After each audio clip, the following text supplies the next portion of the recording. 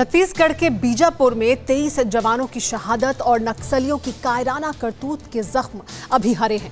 काले लिबास में लिपटी लाल विचारधारा ने खूनी स्याही से आतंक का इतिहास गढ़ने की कोशिश की है, वो भी इतनी बारीकी से साजिश का जाल बुनकर जिसमें बाहर निकलने का कोई रास्ता ही नहीं था।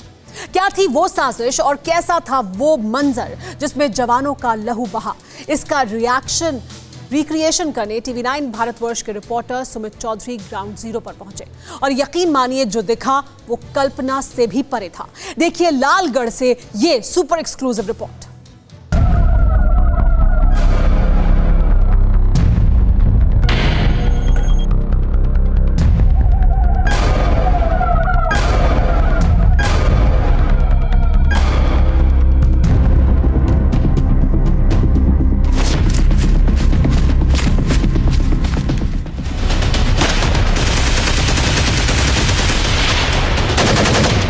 छत्तीसगढ़ के नासूर लाल आतंकवादी जिन्होंने बस्तर में लहू बहाकर एक बार फिर अपनी मौजूदगी दर्ज कराई है।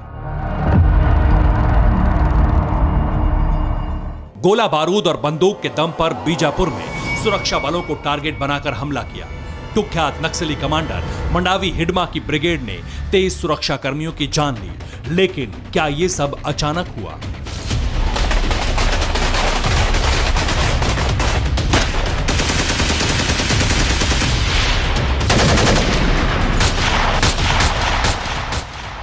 क्या नक्सलवादियों का बीजापुर में सुरक्षा बलों पर यह हमला सामान्य था या फिर कोई सोची समझी बारीक साजिश रची गई थी?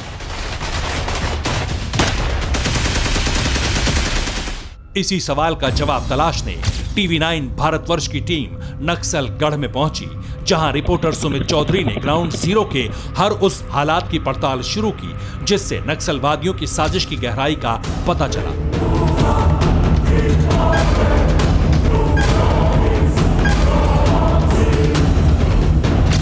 ग्राउंड जीरो से दूरी 20 किलोमीटर, जगह CRPF कैंप बासागुड़ा, जिला बीजापुर। ये वही जगह है जहां से नक्सलियों के खिलाफ 3 अप्रैल को ऑपरेशन की शुरुआत हुई थी। मंडावी हिडमा की जंगल में मौजूद होने की जानकारी मिलने के बाद इसी कैंप से सुरक्षा बलों की एक संयुक्त यूनिट कुख्यात नक्सली की तलाश में निकली थी। 3 तारीख को हुई घटना के बाद से ही लगातार इस पूरे एरिया के अंदर नक्सल के खिलाफ CRPF, DRG और STF के साथ साथ कोबरा कमांडोज बड़े ऑपरेशन चला रहे हैं। आज TV9 भारतवर्ष की टीम आपको उस लोकेशन पे आई है बासगुंडा में, जहां से ये 168 यूनिट ने ही उन इलाकों में जाके, जीरम में इलाकों में जाके वो सारे ऑपरेशन चलाए। आज हमारे साथ देखिए एक्सक्लूसिव कवरेज और ये भी जानिए कि आखिरकार ये इलाका इतना ज्यादा टफ, इतना ज्यादा चैलेंजिंग किस वजह से है। नक्सलियों की साजिश की पड़ताल भी TV9 भारतवर्ष की टीम ने इस कैंप से शुरू की, लेकिन इस पड़ताल में इस हमले का जो कारण सामने आया वो चौंकाने वाला था।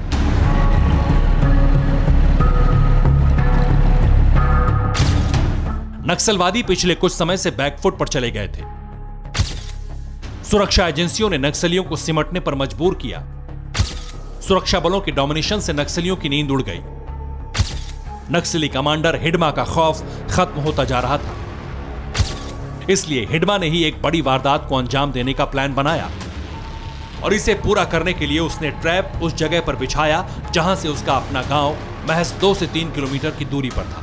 हालांकि ये एक तरह का ट्रैप था जिससे कि सुरक्षा बलों को हिडमा की जंगल में मौजूदगी का यकीन हो, और हुआ भी वही।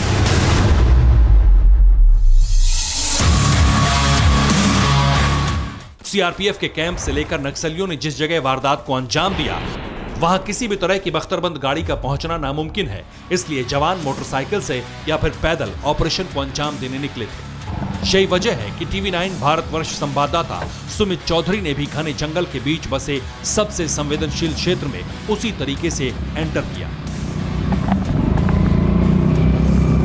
अगर आप देखें इस इलाके की खास बात यह कि इस इलाके में अगर आपको दूर दूर तक कुछ नज़र नहीं आएगा, सिर्फ और सिर्फ जंगल, घने जंगल है। रोड्स के अगर आसपास देख रहे हो जहाँ से अक्सर जो सिक्योरिटी फोर्सेस अंदर जाती हैं गांव में, इन्हीं में ये लोग अक्सर नक्सली जो हैं वो IDs लगा देते हैं, अटैक करते हैं। और अभी हमारी जो मंजिल है वो 3 तारीख को जो जीरम के अंदर जो हुआ, जो जिस गाँव में सारी की सारी वारदात हुई, उस तरफ हम जा रहे हैं और करीबन हमें 1 घंटे से ऊपर का वक्त लगेगा।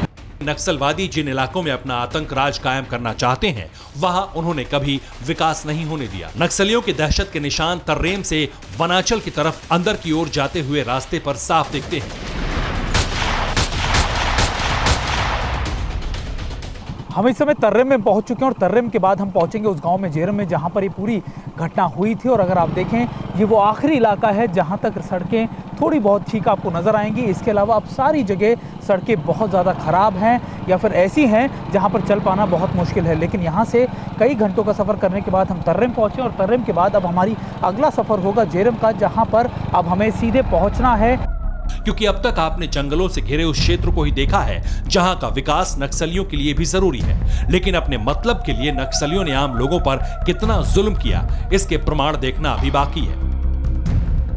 इस इलाके की सबसे जो आप कह सकते हैं कि चैलेंजेस है वो यही है कि यहाँ पर आपको बिल्कुल नहीं पता लगता कि आखिरकार एम्बुश कहाँ पर लगाया गया है और नक्सली कहाँ पर बैठे हैं। आज TV9 भारतवर्ष की टीम आपको इन इलाकों में इसलिए लेकर आई है ताकि आप ये समझ सकें कि 3 तारीख को जो घटना हुई थी, आखिरकार उसके पीछे क्या कुछ चैलेंजेस थे, क्या कुछ चुनौतियाँ थी। अलग अलग टीम में बटे जवानों ने सर्चिंग अभियान इसी क्षेत्र से शुरू किया, जिन्हें आगे बिछाए गए ट्रैप की कोई भनक नहीं थी। पगडंडियों के रास्ते बाइक और पैदल जवान वनांचल के गांव तक पहुंच चुके थे, लेकिन नक्सलियों ने उन्हें पहले ही टारगेट बनाया। जवानों पर फायरिंग शुरू कर दी। जवान जान पर खेलकर मुकाबला करने लगे, घायल साथियों के साथ पीछे की तरफ लौटने लगे, लेकिन यह भी नक्सलियों के बुने जाल का हिस्सा था।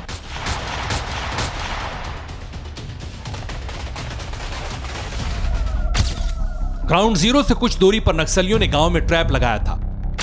नक्सली जानते थे कि सुरक्षा बल के जवान गांव की तरफ लौटेंगे। नक्सलियों ने इस गांव को पहले ही खाली करवा लिया था। जवान इस गांव में पहुंचे और नक्सलियों ने उन पर हमला किया। इस गांव को जवानों ने अपनी सुरक्षा के लिए चुना था ताकि नई रणनीति बनाकर नक्सलियों को जवाब दिया जाए, लेकिन इस गांव को नक्सली पहले ही रॉकेट लॉन्चर और आधुनिक हथियारों से घेर चुके थे। इन पूरे इलाकों के अंदर यहाँ पर मौजूद थे नक्सली, घरों के अंदर रिहायशी लोगों के तौर पर बना के बैठे हुए थे और इसी के बाद ये लोग यहाँ से आगे बढ़े और जब यहाँ पर शेल्टर लेने आए तो यहाँ पर भी उनको अटैक किया गया। यानी वो पहाड़ी अगर आप देख पा रहे हो, हालांकि घना जंगल है, मेरे कैमरा पर्सन आपको ज़्यादा नहीं दिखा पा रहे, लेकिन इन पेड़ों के पीछे ठीक उस तरफ को जो है वो सुकमा और बीजापुर का जो पहाड़ी है जो दोनों को अलग करती है वो इलाका था। और यहीं से फिर आगे जवान बढ़े और यहाँ पर जब शेल्टर इस गांव में, ये जेरम गांव में, इसी के अंदर यहाँ मुठभेड़ चली। काफ़ी 4 घंटे के करीब यहाँ 3 तारीख को मुठभेड़ चली और यहीं पर सबसे ज़्यादा कैजुअलिटी हुई। लेकिन अभी अगर आप देखें पूरे गांव में वीराना है, कोई आपको दूर दूर तक नहीं नजर आएगा। नक्सलियों ने जो ट्रैप बिछाया था, जवान उसमें फंस गए। गांव में फैली दहशत की कहानी यहाँ के खाली घर और मवेशियों के तबेले भी सुना रहे हैं। अगर आप देख रहे हो कि गांव के कुछ घर इसी तरीके से बंद पड़े हैं और अभी भी यहाँ पर कोई रहने वाला नहीं है। अगर आप देखें अभी यहाँ पर जो लोग रहा करते थे वो यहाँ से जा चुके हैं। खाली आपको नज़र आएगा सिर्फ यहाँ पर जो उनके जीव जंतु है या फिर जो उनके पक्षी है वो यहाँ पर नज़र आएंगे, गाय उनके या फिर दूसरे जो उनके पालतू जानवर है वही आपको नज़र आएंगे। अगर आप देखें यहाँ पर भी तो आपको इसी तरीके का मंजर नजर आएगा। पूरे गाँव में सिर्फ आपको यहाँ पर या तो जानवर नज़र आएंगे या फिर 1-2 महिलाएँ यहाँ पर ज़रूर नज़र आई हैं, लेकिन ज़्यादातर गाँव इसी तरीके का खाली है। दहशत में सिर्फ एक गांव ही नहीं है, बल्कि इस इलाके में बसे हर गांव में इस वक्त सन्नाटा है। और ये सन्नाटा सिर्फ नक्सली वारदात का नहीं, बल्कि नक्सलियों की उस दहशत का है जिससे यहाँ के बाशिंदे हर दिन रूबरू होते हैं, क्योंकि ये इलाका हिडमा का है। PLGA के बारे में कहा जाता है कि PLGA जो नक्सल्स का है वो एक गोरिल्ला फ्रंट है या प्लाटून है और इसका मकसद होता है इन इलाकों के अंदर अपना डोमिनेंस करना। अगर आप एक देखें इन पूरे इलाकों के अंदर ये खाली जंगल हैं और यहाँ पर दूर दूर तक एक एक गांव नजर आएगा। अभी हम जिस रास्ते में हैं एक और आखिरी गांव हमें रास्ते में पड़ने वाला और हमें यही बताया गया है कि PLGA का जो गढ़ है वो इस गांव के बिल्कुल आगे, यानी जो हिडमा है उसका गांव जो है या फिर उसका अपना गांव है, पैतृक गांव, वो इसके बिल्कुल करीब है। यही वजह है वो इस इलाके के अंदर अपनी पकड़ को छोड़ना नहीं चाहता। नक्सलियों ने 3 तारीख को सुरक्षा बलों पर जो हमला किया उसमें मददगार यही हालात साबित हुए। इसलिए उन्हें ना तो एम्बुश लगाने में कोई परेशानी हुई, न वारदात को अंजाम देने में। 3 तारीख के अटैक के दौरान एक और दिलचस्प चीज जो देखने को मिली वो ये कि नक्सलियों ने ना सिर्फ अटैक किया, एम्बुश किया, बल्कि जवान जो घायल हो गए थे या फिर जिनकी मृत्यु हो गई थी, जो शहादत जिनकी हो गई थी, उनके कपड़े, ब्लड प्रूफ जैकेट, हथियार सभी लेकर गए। यहाँ तक कि उनके जूते तक को नहीं छोड़ा गया। सभी जवानों के ये सारी सामान इसलिए लेके जाते हैं क्योंकि लगातार ये नक्सल्स का इरादा होता है कि ये जो 70% से ऊपर जो उनके एम्युनिशन होते हैं, आर्म्स होते हैं, ये इन्हीं अटैक्स के साथ इकट्ठा करते हैं और इसके बाद 30% से ज्यादा लोकली मैन्युफैक्चर करते हैं। नक्सलगढ़ के हालात बेहद बुरे हैं, जहां सूरज ढलने के बाद नक्सलियों की चहलकदमी से खतरा और ज्यादा बढ़ जाता है। इसलिए TV9 भारतवर्ष की टीम जल्द से जल्द उस क्षेत्र तक पहुंची जहां से जवानों के खून से लाल हुई जमीन की तफ्तीश शुरू हुई थी। करीबन 14 से 15 घंटे के सफर के बाद हम दोबारा से उन इलाकों में आए हैं जो मेन इलाकों से कनेक्ट होते हैं। मैं इस समय दोबारा से तेरम के उसी जगह से हूं जहां से हमारी यात्रा का दुर्गम इलाका या फिर कह सकते हैं कि कठिनाइयां सबसे ज़्यादा शुरू हुई थी। अब इस इलाके से हम बाहर आए हैं, लेकिन हम आपको ये इसलिए समझा रहे हैं कि आखिरकार आप ये समझिए कि अब जब 3 तारीख को ये ऑपरेशन हुआ, उसके पहले या उस समय या उसके बाद क्या कुछ कठिनाइयां आई होंगी हमारे जवानों के सामने कि उन्होंने इन दूरगामी इलाकों में ना सिर्फ पैदल चलकर बाइक की मदद से ऑपरेशन को अंजाम दिया, बल्कि जब कैजुअलिटीज हुई, जब इवैक्यूएशन हुआ, वो भी कितना ज़्यादा कठिन था। नक्सलियों ने किस प्लानिंग से इस वारदात को अंजाम दिया ये आप जान चुके हैं, लेकिन अभी ऐसा बहुत कुछ बाकी है जिसे जानना बाकी है और इंटेलिजेंस एजेंसी इस पर काम कर रही है। वहीं अब सुरक्षा बलों के निशाने पर वो नक्सली कमांडर है जिसने बारीकी से जाल तो बुना, लेकिन बदले की कार्रवाई के लिए जवानों को उकसा दिया। सुमित चौधरी, बीजापुर, TV9 भारतवर्ष।